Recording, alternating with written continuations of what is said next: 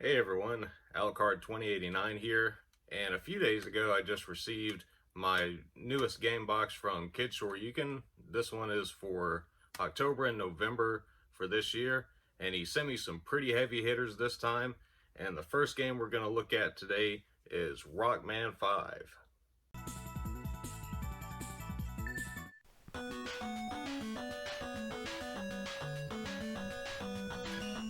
Known as Mega Man 5 in the West, this is a port of the NES game, and it's part of the Japan-exclusive Rockman Complete Work series.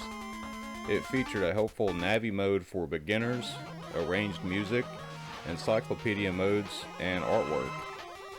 These games also had Pocket Station support, with Rockman-themed mini-games referred to as Pocket Rock. Experience points in the mini-games can be redeemed in the actual game for enhanced abilities such as a powered buster, increased running speed, and more health.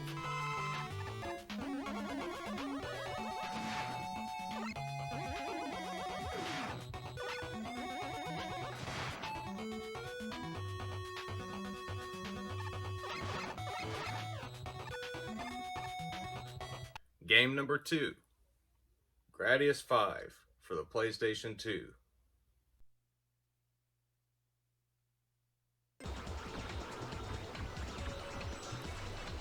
Released in 2004, published by Konami, but largely developed under contract by Treasure, who made games like Radiant Silvergun and Ikaruga. The soundtrack's composer, Hitoshi Sakimoto, also made the soundtrack for Radiant Silvergun. The last numbered game in the series, this game was ported straight to console. No arcade version was ever developed due to time constraints. Each copy of the game came with a mini book called The History of Vic Viper, an art book with concept art and design background that went into creating the Vic Viper ships.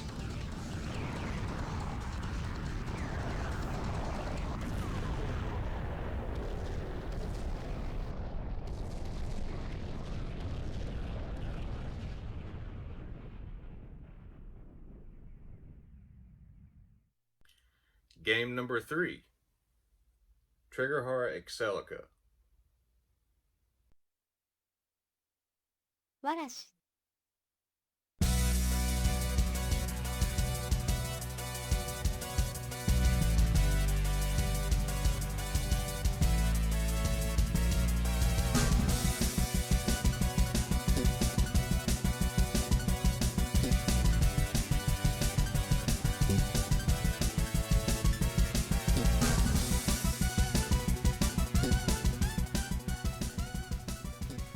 Developed by Warashi for the Sega Naomi arcade platform and released in Japanese arcades in 2006, the game was ported to the Sega Dreamcast and released in 2007. The game has two playable characters, Exelica and Crueltier. Both have different shot patterns. Aside from bombs, this game has an interesting anchor mechanic where you're able to grapple enemy ships, using them as a shield or throwing them into other enemies to inflict massive damage. Mastering this mechanic is essential to the scoring system in the game. The game includes a variable boss attack system. Like Zanak, this game dynamically adjusts difficulty based on the player's performance. It affects the difficulty of the game bosses. If a player collects more score items, the harder the bosses will be to defeat.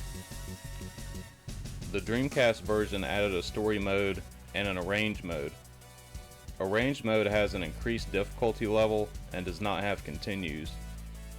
Jim sent me the limited edition version, which includes the soundtrack and even the original purchase receipt from Sega Direct that came with a Triggerheart Exelica themed phone card. The game was ported to Xbox Live and featured HD graphics, new background music, online leaderboards, and achievements, but the story and arranged modes were not included. Later it was released for PS2 in Japan as Triggerheart Exelica Enhanced.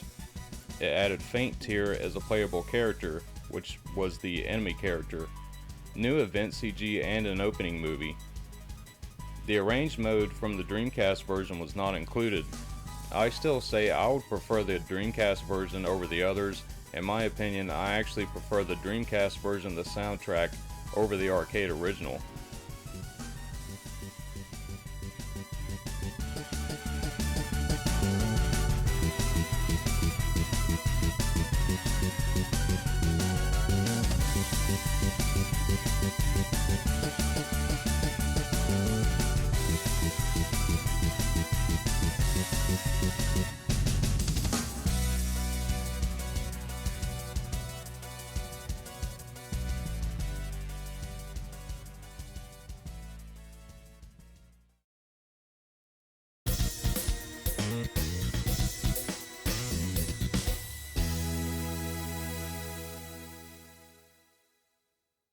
Game number 4, Capcom Generations 1.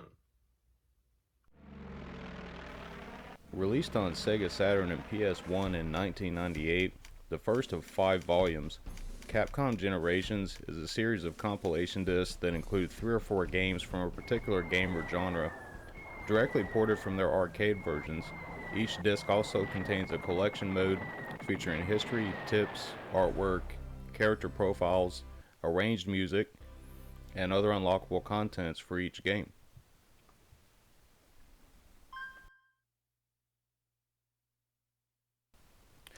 This disc includes 1942, 1943, and 1943 Kai.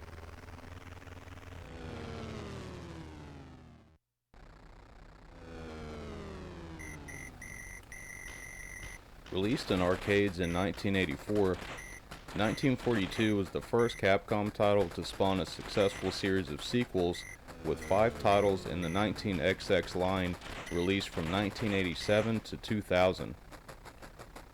Ported to the NES and Famicom, that version sold over 1 million copies worldwide.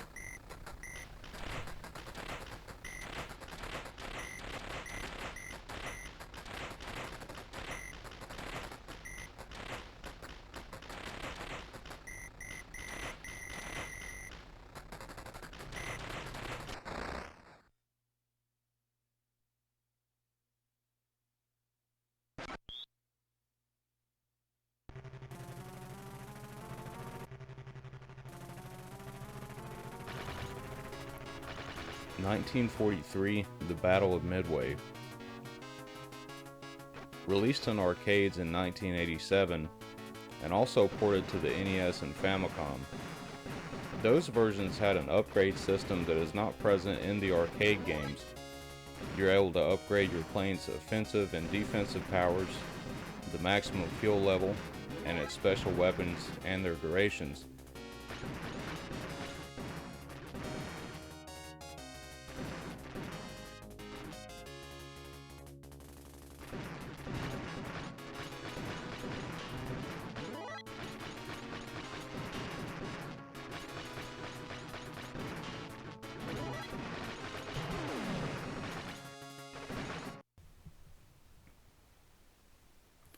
(1943 Kai), also released in 1987, is an alternate version of the original game. It was also ported to the PC Engine in 1991, and that version has many additional levels and music.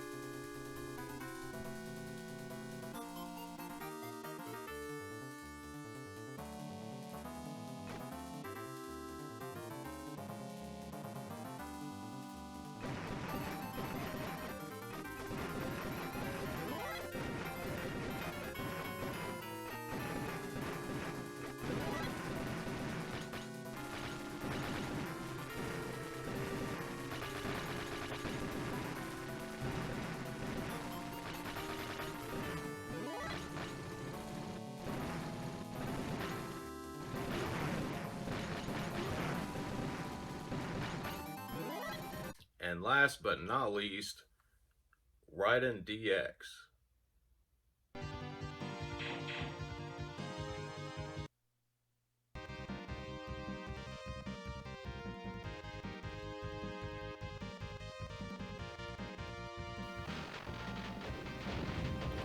Developed by Seibu Kaihatsu, Raiden DX is an alternate version of Raiden 2. Raiden 2 was released in the arcades in '93, while DX released a year later in '94. The levels were mostly the same, but had different enemy formations and item placement. Boss fights in this version run on a timer, and the player is graded on how long it takes to defeat a boss. The medals work differently in this game as well. The PlayStation port was released in 1995. It had the arcade original soundtrack, but also the PlayStation exclusive Viper Phase 1 soundtrack, the Master of Raiden, an encyclopedia, and other features. This version has 3 game modes. The training mode is a 15-minute single level with a boss at the end. The novice mode is a 5-stage mode, and the expert mode includes all 8 stages from the arcade game with an extra stage after the 8th stage.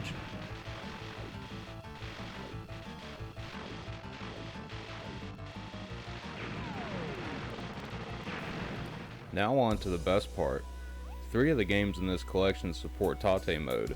That's where you can play the game on a vertical monitor, just like the real arcade machines, the way it was meant to be played. Hook up a good arcade stick and it's almost like having a real arcade at home. All the games in the Capcom Generation 1, Raiden DX, and Triggerheart Exelica support it. And as always, another awesome box from Jim.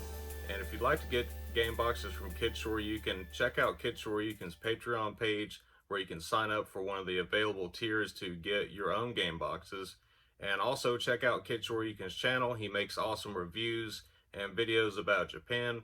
And that's going to do it for this video, but I'll see you next time.